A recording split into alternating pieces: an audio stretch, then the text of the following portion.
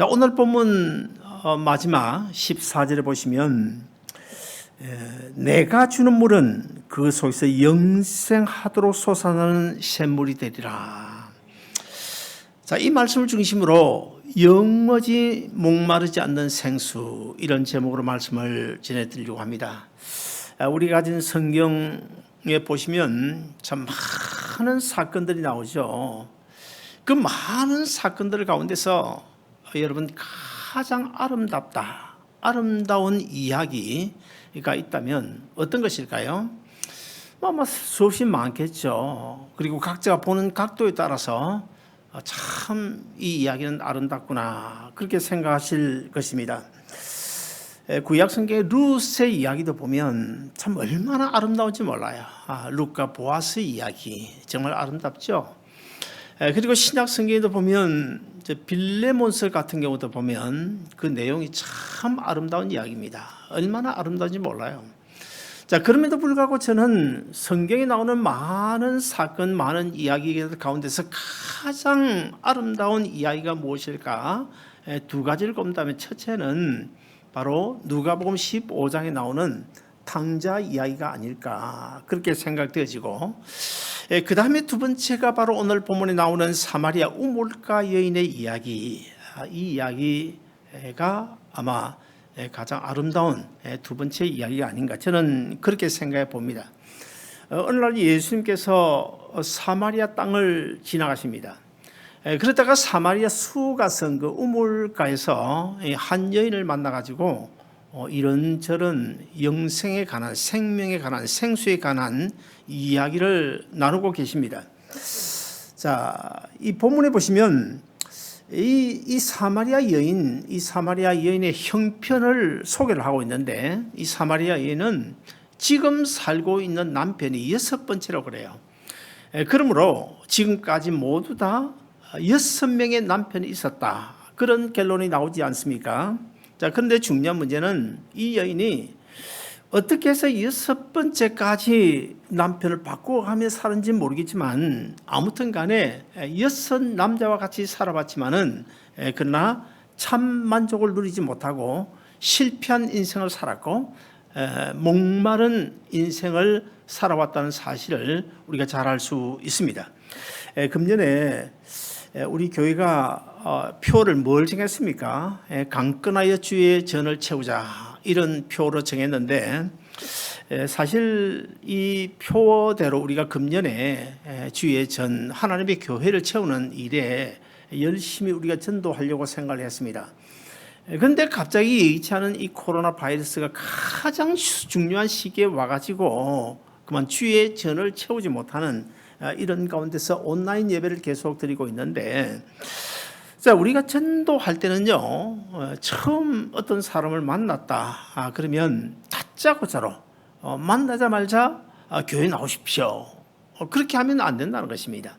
자, 오늘 본문에서 예수님이 우물가에서 한 여인을 만나가지고 처음에 어떤 이야기를 시작으로 대화를 나누고 있습니까? 물 이야기를 하고 있습니다. 생수 이야기를 하고 있습니다. 자, 왜 예수님께서 이 여인에게 물 이야기로 시작하는 것일까? 아마도 예수님의 눈에, 우리 사람의 눈에 잘 보이지 않아도 예수님의 눈에 그 여인은 이 목마른 인생이었음을 알기 때문에 그 부분을 아마 먼저 터치하고, 그래서 이제 대화를 시작을 했던 것으로 생각이 되집니다. 그래서 우리가 다짜고짜로 교회 나오라, 그렇게 전도하는 것보다는 일단은 어떻게 해야 될까요? 먼저 누군가를 처음 만나면 그 사람의 관심사가 무엇인지를 우리가 먼저 캐치를 해야 됩니다. 이 사람이 어떤 문제에 관심을 두고 있는지, 이 사람이 어떤 상황에 처해 있는지, 그것은 먼저 우리가 캐치를 해야 돼요. 만약의 경우에 그 사람이 어떤 건강 문제, 어떤 몸이 좋지 않은 사람이다, 그럴 때는 건강 문제를 끄집어내야 되겠죠. 그래서 치유의 능력이 우리 예수님께 있다는 사실을 우리가 먼저 이야기해야 되겠고, 그리고 또 복에 관한 관심이 많은 사람이다 그러면 어떻게 해야 되겠습니까? 복의 근원은 바로 하나님이시라는 사실을 분명히 말씀드리고, 그리고 성경에 나오는 많은 사람들 가운데서 예수 그리스도 하나님을 만나서 복받은 그런 인생을 한 사람 한 사람 소개하는 것도 좋은 아마 시작이 될 것입니다. 만약 예수님께서 이 사마리아 여인을 처음 만났잖아요. 처음 만나가지고 그냥 다짜고짜로 당신 예수 안 믿으면 하나님 안 섬기면 당신 지옥 가게 될 것이요. 그렇게 말했다고 한다면 어떤 결과가 나타났을까요? 아마도 제 생각에는 그 여인이 너무 당황해가지고 그리고 너무 그냥 기분이 나빴을 거예요. 그래서 물동이를 이고 그냥 행하니 떠나면서 아마 욕이라도 하지 않았을까. 제 양반이 도대체 지정신이야. 다른 데 가서 알아보시오 하면서 떠나버리지 않았을까. 그런 짐작이 되어집니다. 여러분 오늘 본문에 보시면 예수님께서 이 물 문제, 생수 문제를 가지고 말씀하시는데 자, 이 생수, 예수님께서 말씀하시는 이 생수에는 아주 깊은 의미가 숨겨져 있습니다. 그러면 우리가 오늘 본문 4장 10절을 한번 같이 읽어보시겠습니다. 오늘 본문 요한복음 4장 10절 같이 읽습니다. 시작. 예수께서 대답하여 가라사대 네가 만일 하나님의 선물과 또 내게 물 좀 달라 하는 이가 누구인 줄 알았더라면 내가 그에게 구하였을 것이요. 자, 이렇게 예수님께서 생수 이야기를 하고 계시는데 이 사마리아 우물가 여인은 예수님이 하신 이 말씀의 뜻을 제대로 이해를 못했던 것 같습니다. 예수님께서 생수 말씀을 하신 생수를 주겠다고 하니까 이 여인이 어떤 반응을 보입니까? 어떤 생각을 가지고 있습니까? 이 여인은 이 우물물, 이 고여 있는 우물물이 아닌 어떤 솟아나는 물, 그러니까 스프링이 되겠죠. 스프링으로 아마 이해를 하지 않았을까 그런 생각을 합니다. 그래서 이 여인이 예수님께 뭐라고 묻습니까? 그런데 이 물을 이 생수를 어디서 얻을 수 있겠습니까? 하고 질문을 해요.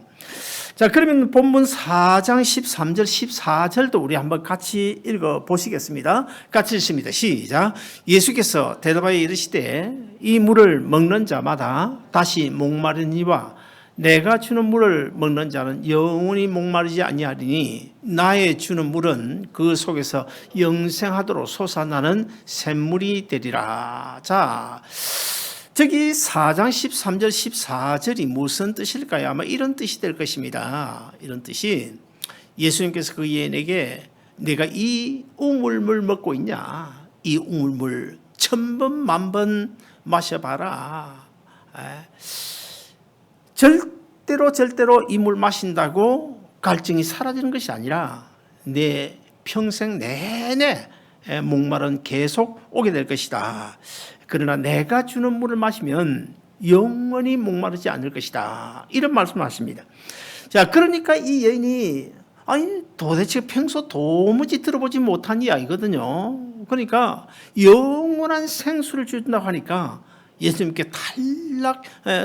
달라붙습니다. 그래서 예수님께 주여 그런 물을 내게도 주시옵소서. 그래서 내가 영원히 목마르지 않게 해주시고 그리고 이 대낮에 뜨거운 대낮에 물동이고 물 길러 오지도 않게 해 주옵소서 하고 지금 이야기를 합니다. 자, 그러면 예수님께서 이 여인에게 말씀하신 이 생수의 의미가 무엇일까요? 성경적으로 우리가 두 가지를 해석할 수 있는데 첫째 하나는 우리가 예수 믿고 구원 얻는 예수님의 생명, 영원한 생명, 새 생명을 의미하고 그 다음에 두 번째 성경에서 생수라 그러면 성령을 의미하기도 합니다. 아무튼 간에 오늘 본문에서 예수님께서 하신 이 생수의 의미는 그 두 가지 중에서 우리가 예수 믿고 구원 얻는 그래서 새로 얻게 되는 영원한 생명을 가리킨다. 그렇게 보면 틀림없습니다.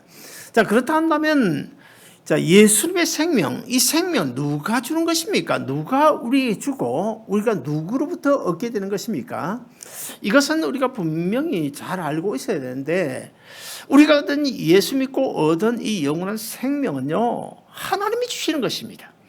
예수님이 준다고 말하는 경우인데 엄밀히 따지면 하나님이 주시는 거예요. 하나님이 주시는데 누구를 통해서 주십니까? 예수님을 통해서 주시고, 그리고 우리가 그 귀한 생명을 얻는 데 있어서 하나님이 주시는 생명 예수님을 통해서 얻게 되는데 그 얻는 일에 도움을 주는 분이 계신데 그분이 누구실까요? 성령님이십니다.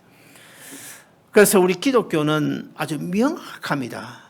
성경 어디와 어디를 비교해봐도 아주 정확한 답이 나와요. 우리 기독교는 아주 이렇게 명확합니다. 우리가 얻은 영원한 생명은 하나님이 주시되 예수님을 통해서 주시고, 우리가 그 생명을 얻는 데 있어서는 우리를 도우시는 분인데 성령님이시다. 이것을 우리가 분명히 잘 알고 살아가야 됩니다. 그러므로 우리가 하나님이 주시는 생명 예수님을 통해서 성령님의 도우심을 얻어 이렇게 이 자리에 앉아있다. 하나님의 자녀로, 그리스도인으로, 천국 백성으로 당당하게 힘있게 천하에 날 봐라. 나는 하나님의 아들이다, 딸이다. 나는 천국 백성이라고 큰 소리치고 살아갈 수 있게 된 것, 여러분 이게 얼마나 큰 복인지 아십니까? 사실 이거는 기적이에요, 기적. 우리가 그저 예수 믿고 구원 얻었다, 영원한 생명 얻었다, 그렇게 생각하면 안 됩니다. 이건 기적입니다, 정말. 정말 하나님이 나에게 주신 기적이에요. 성경 이사야서 55장 1절, 2절도 우리 한번 같이 읽어 보시겠습니다. 같이 읽습니다. 시작. 너희 목마른 자들아 물로 나오라. 돈 없는 자도 오라. 너희는 와서 사 먹되 돈 없이 값 없이 와서 포도주밭을 사라. 너희가 어찌하여 양식 아닌 것을 위하여 은을 달아주며 배부르게 못할 것을 위하여 수고하느냐. 나를 청종하라. 그리하면 너희가 좋은 것을 먹을 것이며 너희 마음이 기름진 것으로 즐거움을 얻으리라. 자, 저기 보면 너희 목마른 자들아 그래요. 너희 목마른 자들. 여기서 말씀하고 있는 너희 목마른 자들. 목마른 자들이 어떤 사람일까요? 어떤 사람을 향하여 너희 목마른 자들아 이렇게 말씀하시는 것일까요? 돈이 없는 사람일까요? 아니면 지도 가난하게 사는 사람일까요? 그것도 아니면 병든 사람일까요? 그것도 아니면 어떤 직장이 없어가 잡이 없어가지고 빈둥거리는 사람을 가리켜서 너희 목마른 자들아 그렇게 말씀하시는 것일까요? 결코 그렇지 않습니다. 어떤 사람을 이야기하는 것입니까? 너희 목마른 자들아. 자, 여기서 말씀하고 있는 이 너희 목마른 자들은 가난한 사람, 어떤 빌빌거리는 그런 사람을 이야기하지 않고 하나님과 생명적 관계가 맺지 않고 죄 가운데 살아가고 있는 교회 밖에 있는 세상 모든 사람들을 지칭하고 있습니다. 자, 그렇다고 한다면 오늘 우리는 하나님과 생명 관계가 분명히 맺어 있잖아요. 하나님은 내 아버지시고 나는 하나님의 아들이다.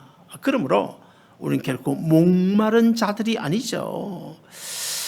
그런데 문제는 세상 사람들은요 자꾸만 하나님과 생명적 관계를 맺어야 내가 영원히 목마르지 않는 생수를 얻을 수 있다는 사실을 모르기 때문에 자꾸만 세상에서 이 생수를 얻으려고 안간힘을 쓰고 있습니다. 그래서 어떤 사람은 돈 하면서 돈 하다가 결국 돌아버리는 사람들이 있는가 하면 어떤 사람은 쾌락이 내 인생의 갈증을 해결해 준다. 그래서 쾌락을 찾아 여기저기 라스베가스로 어디로 헤매고 다니는 사람이 있지 않습니까? 그러다 결국 쾌락에 미쳐버립니다. 또 어떤 사람은 명예를 추구하고 권력을 추구해서 이 권력을 통해서 내가 인생의 갈증을 해결해 보고자 하지만은 그러나 결국 어떻게 됩니까? 그러다 결국 감옥 가게 되는 사람 많이 있습니다. 세상에 그 어느 것 하나도 결코 인생의 갈증을 해결해 줄 것은 없다는 사실을 우리가 알아야 되겠고, 자, 불교의 경우를 보면요, 불교는 뭐라고 그럽니까? 불교는 욕심을 버리라고 그래. 욕심을 버려라. 그리고 속세를 떠나라고 말합니다. 그리고 자기를 비워라. 자기를 잊어버려라. 그렇게 말합니다. 그래서 많은 사람들이 세상을 등지고 산속으로 들어가서 목탁을 두드리고 참선을 하고 돌을 닦는 사람들이 있는데 결국 그런다고 해서 갈증이 해결될까요? 절대로 인생의 갈증은 해결되지 않습니다. 전도서 1장 8절도 우리 한번 같이 읽어보실까요? 구약성경 전도서 1장 8절입니다. 시작. 만물의 피곤함을 사람이 말로 다할 수 없나니 눈은 보아도 족함이 없고 귀는 들어도 차지 아니하는도다. 자, 저기 보면요, 눈은 아무리 보고 또 보아도 족함이 없고 귀는 들어도 차지 아니하는도다. 요즘 뭐 성형 수술 그러면 뭐 옛날에는 몰라 요즘에는 뭐 아주 참 상대방에 대한 어떤 기본적인 예의 하나다. 그래서 보편적인 일들이 되지 않았습니까? 여러분 왜 성형을 하는 것일까요? 자신의 눈 또는 상대방의 눈을 만족시키기 위해서입니다. 자, 자기의 눈이나 상대방의 눈을 만족시키기 위해서 성형만 합니까? 아닙니다. 전 세계를 돌아다니면서 많은 것을 보고 눈을 만족시키려고 하는 사람들이 많이 있어요. 그러나 눈은 그런다고 해서 결코 만족되지 않습니다. 어떤 젊은 이제 아가씨들의 경우를 보면 아주 핸섬하고 돈 많고 그리고 정말 괜찮은 매너 좋은 남편을 만나기 위하여 뭐 사실 뭐 이게 소개팅도 하고 맞선도 보고 그러지 않습니까? 그러면서 뭐 여기 어디 핸섬한 남편이 있을까? 핸섬, 오늘도 핸섬, 내일도 핸섬 하면서 찾아다니지 않습니까? 자, 그러다가 이제 정말 때가 돼서 그런지는 몰라도 어떤 사람을 만나서 정말 핸섬한 사람을 만났어요. 남편을 만나서 결혼을 했습니다. 결혼하고 한 달, 두 달, 뭐 6개월, 7개월 정도의 허니문이라 해가지고 뭐 참 모든 것이 다 좋아 보이지 않습니까? 그러나 한 6개월 지나서 1년, 2년 이렇게 같이 얼굴 맞대고 살다 보면 어떻게 해요? 그냥 뭐 아무렇게나 그냥 전에는 그러지 않았는데 그냥 방귀를 그냥 뿡뿡 끼기도 하고 또 뭐 입을 벌리고 해벌레 하면서 그냥 코를 골면서 잠을 자지 않습니까? 그런 것을 보면 어때요? 핸섬은 온데간데 없어져 버리고 뭐 그게 그거잖아요. 그게 그거잖아요. 뭐 신통한 게 별로 없습니다. 신통한 게 없어요. 아무리 보고 또 봐도 눈은 차지 않는다는 것입니다. 전도서 기자가 말씀하는 것처럼 아무리 세상 것 많이 봐야 결코 눈은 차지 않는다. 그 다음에 두 번째는 뭡니까? 귀도 차지 않는다 그래요. 귀도 차지 않는다. 여자들의 경우에는 남편이 자꾸만 여보 사랑해 그 고백을 듣기를 원하는데 나는 그거 좀 이해가 안 될 때가 들어있어요. 나는 경상도 사람이라서 그런지는 몰라도 아니 뭐 30년 40년 뭐 이렇게 뭐 밤낮으로 뭐 이렇게 딴짓 하지 않고 잘 이렇게 살아줬으면 그 속에 다 여보 사랑해라는 말이 들어있는데 뭘 그리 꼭 그렇게 그 말을 듣고 싶어 하는지 저는 이해가 안 되지만은 그래도 뭐 해야 되겠죠. 그런데 그것도 젊어서 말이지 나이가 한 50, 60대 가지고 직장에서 레이업 당하고 돈 한 푼 못 벌어오고 생활은 쪼달리고 어려운데 허구한 날 그냥 삼시가 돼 가지고 여보 사랑해 찾아다니면서 뭐 부엌에 와서 여보 사랑해 뭐 화장실에 여보 사랑해 그러면 좋을까요? 저 양반이 정신이 나갔나 차라리 그 시간 나가서 돈이나 좀 벌어오지 그 생각이 들지 않겠습니까? 결코 세상 것으로는요 눈도 귀도 결코 만족하지 못하는 것이 인생이라는 것입니다. 여러분 혹시 바람을 잡아보신 적이 있습니까? 이 바람은요 1000번 만번 이 바람을 잡으려고 해도 잡아봐도 손에 남는 것이 없습니다. 그래서 전도서 1장 14절을 보시면 솔로몬이 인생 말년에 이렇게 고백을 해요. 내가 해 아래서 행하는 모든 일을 본즉 다 헛되이 바람을 잡으려는 것이로라. 예수 없이 사는 그 인생 무슨 일을 하든지 어떤 것을 추구하든 간에 모든 것이 바람을 잡는 것과 똑같다. 그런 이야기입니다. 인류 역사상 참 수없이 많은 사람들이 이 땅을 왔다 갔는데 그 많은 사람들 가운데 지금 뭐 세계적인 부자, 제일 가는 부자들이 미국에 다 있죠. 그렇지만 제 생각에는 인류 역사상 이 지구상에 왔다 간 사람들 가운데 가장 호의호식한 사람이 누굴까? 아마 솔로몬일 것입니다. 지금 빌 게이츠도 뭐 이 금 숟가락 가지고 밥 먹겠어요? 저는 아니라 봅니다. 금을 입혔는지는 모르겠지만 그러나 솔로몬은 금 숟가락, 금잔에 술 따라 먹고 그렇게 살지 않았습니까? 집안의 모든 것이 다 금이었습니다.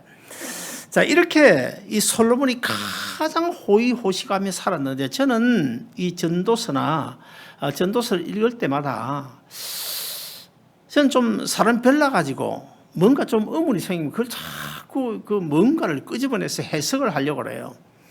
왜 하나님께서 그 많은 산들 가운데 이 솔로몬에게 그렇게 큰 부를 주시고 남다른 재능을 주시고 남다른 지혜를 주시고 그리고 물질도 뿐만 아니고 권력을 주시고 그리고 마누라도 1000명씩이나 주지 않았습니까? 세상에 마누라 1000명 가진 사람 어디 있겠어요? 그 무슨 복이 그렇게 많은지, 왜 하나님께서 솔로몬에게 그런 복을 주셨을까? 그게 다 복이라고 한다면 왜 솔로몬에게 그렇게 호의호식하며 살게 하셨을까? 나는 거기에 무슨 뜻이 있다고 보거든요. 그래서 아무리 이 뜻이 무엇일까 해석을 해도 한 가지밖에 답이 나오지 않았습니다.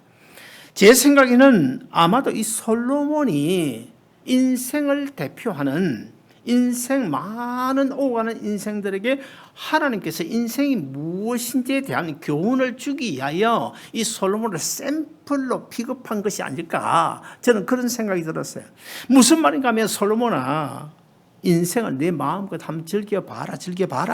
그리고는 인생이 어떤 것인지 그것을 내가 경험한 대로 전도서에 기록을 해가지고 후세에 수없이 많이 오고 갈 사람들에게 인생이 무엇인지를 깨닫게 해주어라. 어떤 그런 사명, 그런 목적으로 특채된 것이 아닐까, 그런 생각이 들었습니다. 전도서 2장 11절 우리 같이 읽어보실까요? 전도서 2장 11절입니다. 다 같이 읽습니다. 시작. 그 후에 내가 생각해 본즉 내 손으로 한 모든 일과 내가 수고한 모든 것이 다 헛되어 바람을 잡는 것이며 해 아래에서 무익한 것이로다. 그리고 전도서 1장 2절을 보시면 헛되니 모든 것이 헛되도다. 진짜 무슨 말입니까? 한마디로 이야기하면 이 마음의 욕망, 즉 인생의 갈증은 그 어떤 것으로 채워지지 않는다는 것입니다. 자, 그러면 우리의 인생이 왜 늘 목마른 것일까요? 왜 목마른 가운데 우리가 살아가야 되는 것일까요? 두 가지 중요한 성경적인 이유가 있습니다. 첫째 하나는, 사람은요 짐승처럼 아무렇게나 짓지 않았다는 거예요. 하나님과 생명적 관계가 맺히지 아니하면 절대로 만족할 수 없는 영적인 존재, 하나님의 생명을 부어 만들었기 때문에 예수 없이는, 하나님 없이는 갈증을 느끼며 살 수밖에 없다는 것입니다. 돼지는 먹을 것만 있으면 만족하잖아요. 그래서 사람은 먹을 거 있다고 만족합니까? 살 집 있다고 만족합니까? 절대 만족하지 못합니다. 어떤 그 엄마가 이웃 일보러 나가면서 이웃집 아줌마에게 어린 아이를 잠시 맡겨놓고 나갔어요. 내가 1시간만 좀 볼일 보고 오겠다. 맡겨놓고 갔습니다.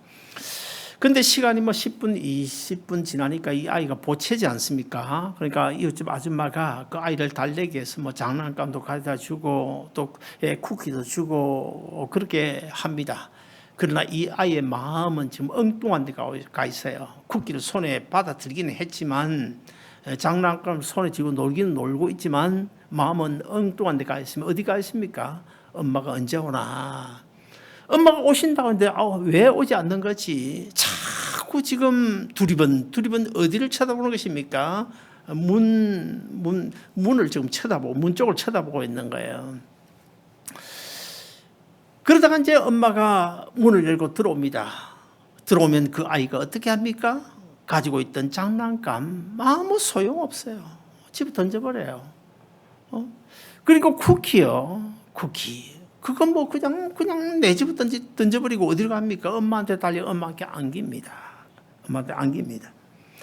바로 우리 인간도 그와 똑같습니다. 진짜 하나님의 자녀, 선택받은 하나님의 자녀는요, 세상 것 가지고 우리가 즐기며 산다고 할지라도 주님 밖에는 내 인생을 맡길 데가 없고 주님 밖에는 내가 만족할 수 없다는 사실, 그것을 우리가 알고 살아가야 됩니다.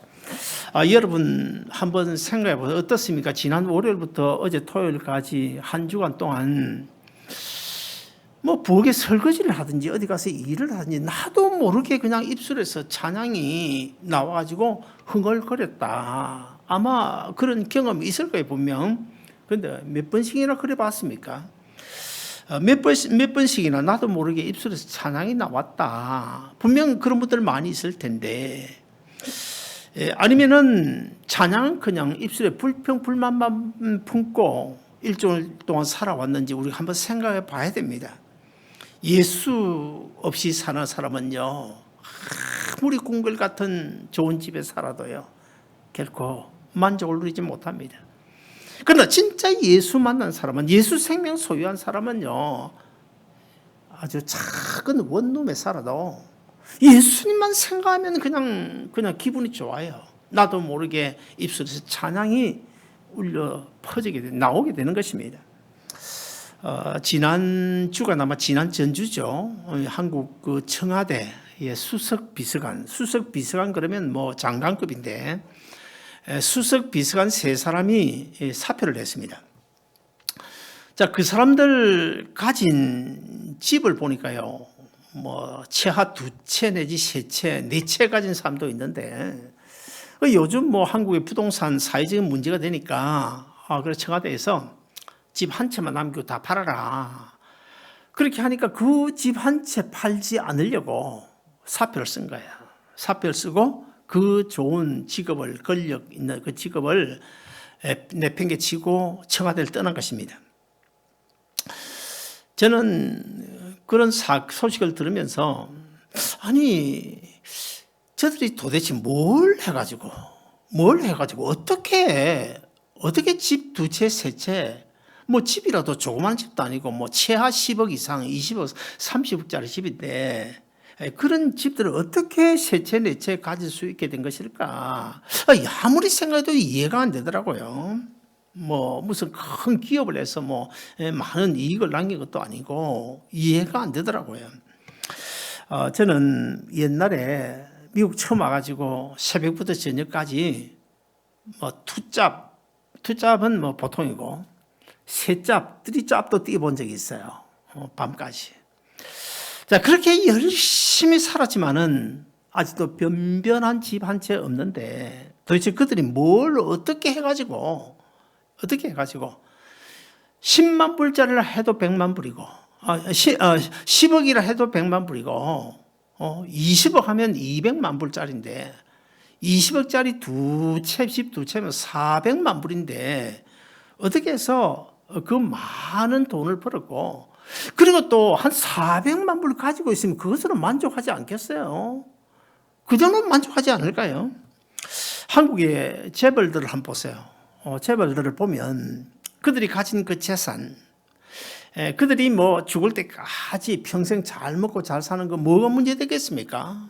빈둥거리며 놀아도 아무 문제 없겠죠. 그들 당대만 그럴까요? 그들 손자, 아들, 손자, 증손자, 고손자 아니라 6대, 7대, 8대까지도 아무 일 안 하고도 먹고 살 수 있지 않을까요? 그런데도 불구하고 세금을 포탈하고 회사 돈을 횡령하고 그리고 온갖 부정을 저지르고 하청 공장 사장을 자살하게 만드는 그런 지경까지 그렇게까지 해서 돈을 벌어야 될까? 그렇게까지 해서 기업을 크게 확장시켜 나가야 되는 것일까? 이해가 안 돼요. 왜 그럴까요? 범죄한 인간의 욕망 때문입니다. 범죄한 인간의 욕망은요, 바다와 같다고 그러잖아요. 바다. 인간의 욕심은 바다와 같다.